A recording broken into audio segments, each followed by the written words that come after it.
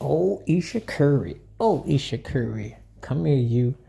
Oh, wow. You really did it. You just came out and said that not only did you not really feel Steph Curry when y'all were in school together, but you didn't think he was going to be much of nothing as a basketball player. And then I saw the pictures recently with you over at the Drake background, like you were hanging out with some old Navy teenagers, the way y'all was dressed, and y'all was all groupified up with Drake. And I'm looking at Ayesha Curry, like, are you like the Jada Pinkett Smith of NBA wives? I mean, what's going on? It looks like a picture perfect relationship with the children and the household. He's very successful. He's very faithful. I mean, he comes across real clean and so what have you.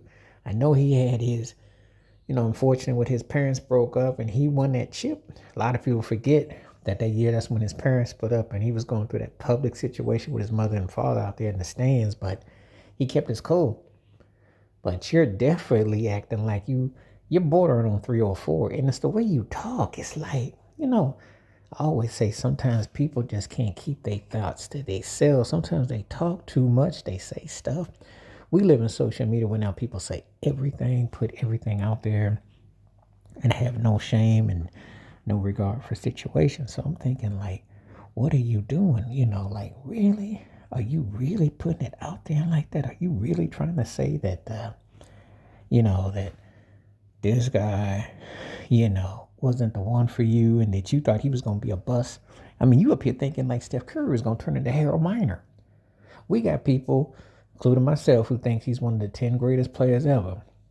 And he turned out, and it's almost like you shell shocked that he turned out into something.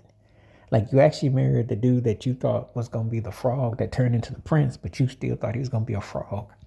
And it's some of the most craziest, twisted stuff I've seen or heard in recent memory, because to hear Ayesha Curry talk about Steph Curry is almost like the one that got jolted at the high school dance and thought that laughed and snickered you ain't gonna mount up to nothing. And then she's with the guy and she's still saying this stuff all these years later. It doesn't quite make sense because Steph Curry's near the end of his career in about 2 or 3 years. He's accomplished.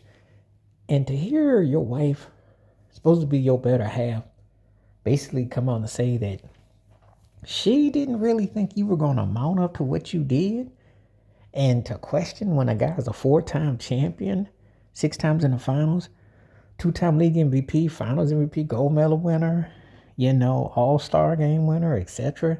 Considered the greatest shooter ever, the greatest three-point scorer ever, changed the culture of basketball,